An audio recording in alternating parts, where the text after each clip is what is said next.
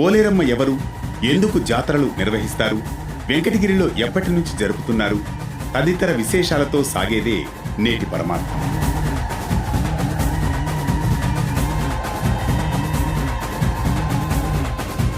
నేడు వెంకటగిరి పోలేరమ్మ జాతర.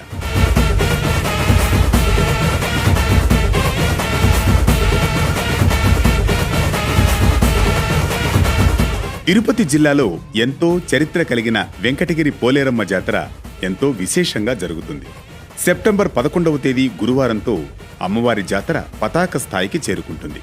పోలేరమ్మ అన్నది శక్తి అవతారం. పురాతన కాలం నుండి పోలేరమ్మను పూజించడం ఆచారంగా వస్తోంది. పోలేరమ్మను గ్రామ దేవతగా, శక్తి స్వరూపిణిగా పూజిస్తారు.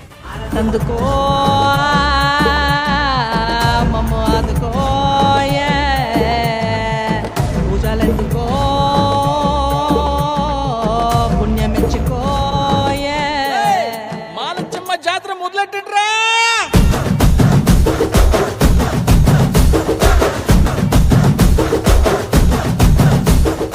పోలేరమ్మ అంటే పొలాల సంరక్షకురాలు అని అర్థం. భూమాత స్వరూపమైన ఈ దేవతను పల్లెల్లో శతాబ్దాలుగా ఆరాధిస్తున్నారు. గ్రామానికి వ్యాధులు, కష్టాలు, కలహాలు రాకుండా కాపాడుతుందని విశ్వాసం. పంటలు బాగా పండాలని, రోగాలు రాకుండా కాపాడాలని రైతులు పోలేరమ్మకు ప్రత్యేక పూజలు చేస్తారు. ఇందులో భాగంగా ప్రజలందరూ ఓ కుటుంబంగా భావిస్తూ జరుపుకునే అతిపెద్ద ఉత్సవమే ఈ జాతర. గ్రామస్తులందరూ కలిసికట్టుగా ఒకే చోట తిని, ఆడి, పాడి పూజలు చేయడం ద్వారా ఏకత్వం పెరుగుతుంది.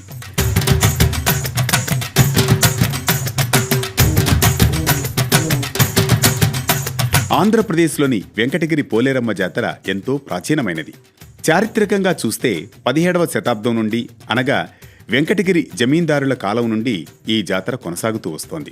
వెంకటగిరి పోలేరమ్మ జాతర పూర్వం రాజుల కాలం నుండి జరుగుతోంది. సామాన్య శక సంవత్సరం 1917 సంవత్సరంలో వెంకటగిరి సంస్థానంలో చాలామంది ప్రజలు కలరా, మసూచి వ్యాధులకు గురికావడంతో ఎంతోమంది ప్రజలు మరణించారట.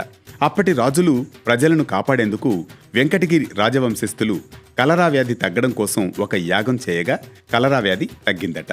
అలా 1919వ సంవత్సరంలో కలరా వ్యాధి తగ్గినందున వెంకటగిరి రాజావారు ఆ సంవత్సరం ఘనంగా పోలేరమ్మకు జాతర జరిపారు. ఇక అప్పటి నుండి ఈ జాతర ప్రతి ఏడాది భాద్రపద మాసంలో వెంకటగిరి గ్రామస్తులు 5 రోజుల పాటు ఉత్సవాన్ని నిర్వహిస్తూ ఉండడం సంప్రదాయంగా వస్తోంది.